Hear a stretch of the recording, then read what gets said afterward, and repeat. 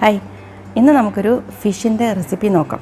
Okay, എല്ലാവർക്കും അറിയാവുന്ന തന്നെയാണ് തവ ഫിഷ് ഫ്രൈ. കുറച്ച് ഹെൽത്തിയാണ്, നമ്മൾ അധികം ഓയിലൊന്നും ഇത് ഫ്രൈ ചെയ്യാൻ ഉപയോഗിക്കത്തില്ല. സാധാരണ ഫിഷ് ഫ്രൈയേക്കാളും ഇതിൽ ഡിഫറൻസ് വരുന്നത് ആ മസാലയിലാണ്, മസാലക്കൂട്ടിൽ. അപ്പോൾ അതിൽ എന്തൊക്കെയാണ്, പലരും പല രീതിയിലാണ് തവ ഫിഷ് ഉണ്ടാക്കുന്നത്. ഇത് പെട്ടെന്ന് ഇടാൻ എനിക്ക് ഒരു റീസൺ എന്ന് പറഞ്ഞാൽ, നമ്മുടെ ഭാരത് ജോഡോ യാത്രയിൽ രാഹുൽ ഗാന്ധി കേരളത്തിൽ വന്നപ്പം പുള്ളിയുടെ ഏറ്റവും ഇഷ്ടപ്പെട്ട ഒരു ഭക്ഷണം എന്ന് ഞാൻ എവിടെയോ വായിച്ചു, ഈ തവ ഫിഷ് ഫ്രൈ. അധികം വാചകം അടിച്ച് ഞാൻ ബോറടിപ്പിക്കുന്നില്ല, നമുക്ക് പെട്ടെന്ന് ഇതിൻ്റെ ഒരു പ്രിപ്പറേഷൻ എങ്ങനെയാണെന്ന് കണ്ടിട്ട് വരാം. ഇതിനായിട്ട് ഞാൻ എടുത്തിരിക്കുന്നത് കറുത്ത ആവോലിയാണ് കേട്ടോ, പോംഫ്രെറ്റ്. ഇത്തിരി വലുതാണ്, ഒരു 500 ഗ്രാം, ഒരു 600 ഗ്രാം അടുപ്പിച്ച് വരും. അപ്പോൾ നിങ്ങൾക്ക് വേണമെങ്കിൽ കരിമീൻ എടുക്കാം, നല്ല ദശക്കട്ടിയുള്ള നെയ്മീൻ പോലത്തെ മീനുകളും എടുക്കാം. ഫിഷ് നന്നായിട്ട് വൃത്തിയാക്കി നല്ല ഡീപ്പായിട്ടുള്ള കട്ട്സ്, സ്ലാഷസ് ഇട്ട് വയ്ക്കുക, നന്നായിട്ട് വരഞ്ഞെടുക്കുക. ഇത്ര വലിയ ഒരു മീൻ എടുക്കുന്നതിൻ്റെ സ്ഥാനത്ത് നിങ്ങൾക്ക് 1-2 ചെറിയ മീനും എടുക്കാം കേട്ടോ, അതായിരിക്കും കൂടുതൽ നല്ലത്. ഇതിലേക്ക് നമുക്ക് ഒരു ഹാഫ് നാരങ്ങയുടെ ജ്യൂസ് ഒഴിക്കാം. 2 സൈഡിലും നന്നായിട്ട് ആ ജ്യൂസൊക്കെ അങ്ങനെ പുരട്ടുക. എന്നാൽ നമുക്ക് അതിൻ്റെ സീഡ്സൊക്കെ മാറ്റി കൊടുക്കണം കേട്ടോ. ഇതിലേക്ക് കുറച്ച് മഞ്ഞൾപ്പൊടി ഇതേപോലെ തന്നെ 2 സൈഡിലും പുരട്ടാം.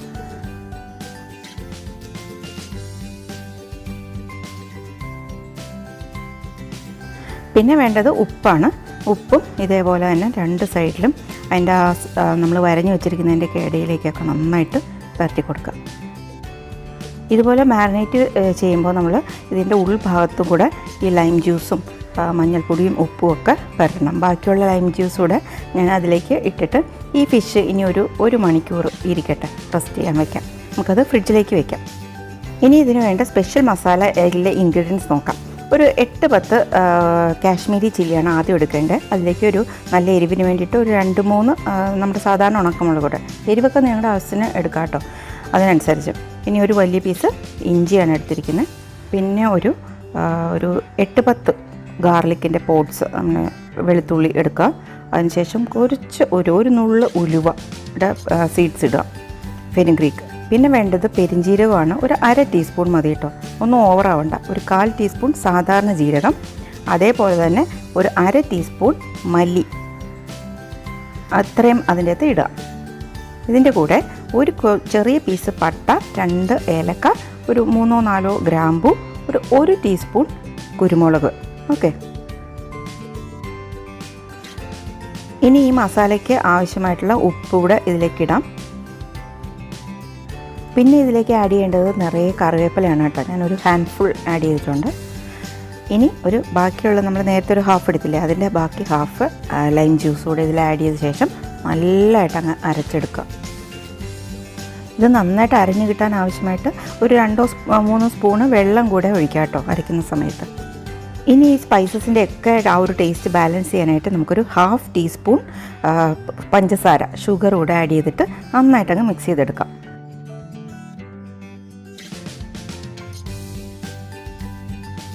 ഇപ്പോൾ ഫിഷ് മാരിനേറ്റ് ചെയ്ത് വെച്ചിട്ട് ഒരു 1 hour കഴിഞ്ഞു. ഇനി ഇതിലേക്ക് നമുക്ക് ഈ മസാല പേസ്റ്റ് പുരട്ടി കൊടുക്കാം. നന്നായിട്ട് ആ കട്ട്സിലൊക്കെ നന്നായിട്ട് 2 സൈഡിലും അകത്തേക്ക് നന്നായിട്ട് ഈ മസാല കോട്ട് ചെയ്യണം. സൈഡ്സിൽ മാത്രമല്ല, നമ്മൾ ഈ ഫിഷിൻ്റെ വയറ് ഭാഗത്ത് നമ്മളൊരു കട്ട് കൊടുക്കുമല്ലോ, അതിൻ്റെ ഉൾവശത്തേക്കൊക്കെ ഈ ഒരു മസാല നന്നായിട്ട് അങ്ങ് സ്റ്റഫ് ചെയ്ത് വെക്കണം. ഈ മസാലക്കൂട്ടാണ് നമ്മുടെ തവ ഫിഷിന് ഒരു സ്പെഷ്യൽ ടേസ്റ്റ് കൊടുക്കുന്നത്. ഇങ്ങനെ നന്നായിട്ട് അങ്ങ് മാരിനേറ്റ് ചെയ്ത ഫിഷ് നമുക്കൊരു 10-15 മിനിറ്റ്സ് കൂടെ നമുക്കൊന്ന് റെസ്റ്റ് ചെയ്യാൻ വയ്ക്കണം. അതിന് ശേഷമാണ് നമുക്കിത് ഫ്രൈ ചെയ്തെടുക്കേണ്ടത്. ഓക്കെ,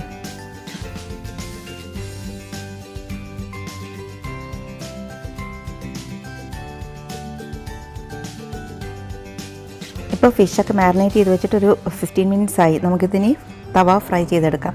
തവ ഫ്രൈക്ക് എപ്പോഴും ശ്രദ്ധിക്കേണ്ട, എപ്പോഴും ഒരു അയൺ തവ തന്നെ, നല്ല ചൂട് കട്ടിയുള്ളൊരു തവ തന്നെ എടുക്കണം.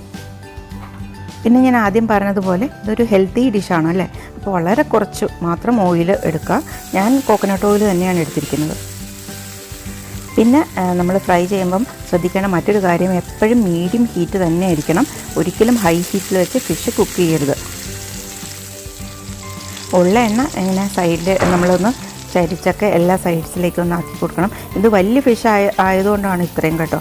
ഇതിനേക്കാളും ഞാൻ പ്രിഫർ ചെയ്യുന്നത് ഒരു 2-3 ചെറിയ ഫിഷ് ഇതേപോലെ ഈ മസാല വെച്ച് ഫ്രൈ ചെയ്താൽ കൂടുതൽ ടേസ്റ്റി ആയിരിക്കും എന്നാണ് എൻ്റെ ഒരു അനുഭവം കേട്ടോ.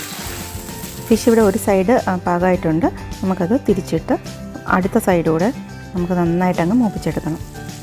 തവ ഫിഷ് ഒരിക്കലും അധികമായിട്ടിങ്ങനെ മുരിഞ്ഞു പോകാൻ പാടില്ല. ഞാൻ അടുത്തുനിന്ന് മാറി ഒന്ന് തിരിച്ചു വന്നപ്പോഴേക്കും കണ്ടോ അതിൻ്റെ ആ മസാലയ്ക്ക് ഒത്തിരി കരിഞ്ഞ പോലായി. അപ്പോൾ നിങ്ങളിത് ശ്രദ്ധിക്കണം. അപ്പോൾ ഇത്രയേ ഉള്ളൂ സംഭവം. നമുക്കിത് സെർവ് ചെയ്യുന്ന പ്ലേറ്റിലേക്ക് മാറ്റാം.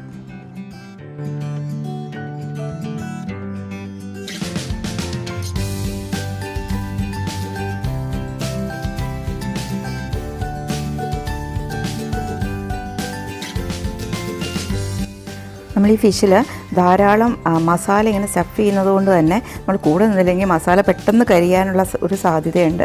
പക്ഷേ എപ്പോഴും ഫിഷ് ഉള്ളിൽ നല്ല സോഫ്റ്റ് തന്നെ ആയിരിക്കും. ഇത്രയും നേരം നമ്മൾ മാരിനേറ്റ് ചെയ്ത് വെച്ചിരിക്കുന്നതുകൊണ്ട് നിങ്ങൾക്ക് കാണാമല്ലോ, ബട്ടർ പോലെ ഇരിക്കും കേട്ടോ. ഭയങ്കര രസമാണ്. ഏതെങ്കിലും നമുക്ക് ഇഷ്ടമുള്ളൊരു ഡിപ്പിൽ മയോണൈസിലോ ടൊമാറ്റോ സോസിലോ ഏതിലെങ്കിലും നമുക്ക് ഇഷ്ടമുള്ളൊരു ഡിപ്പിലൊക്കെ അത് മുക്കി കഴിക്കാൻ വളരെ ടേസ്റ്റിയാണ്, വളരെ ഫില്ലിങ്ങുമാണ്. ഓക്കെ, അപ്പോൾ ഈ ഒരു റെസിപ്പി നിങ്ങൾക്ക് ഇഷ്ടമായെന്ന് കരുതുന്നു. മറ്റൊരു ഇൻട്രസ്റ്റിംഗ് റെസിപ്പിയായിട്ട് നമുക്ക് വീണ്ടും കാണാം. ബൈ.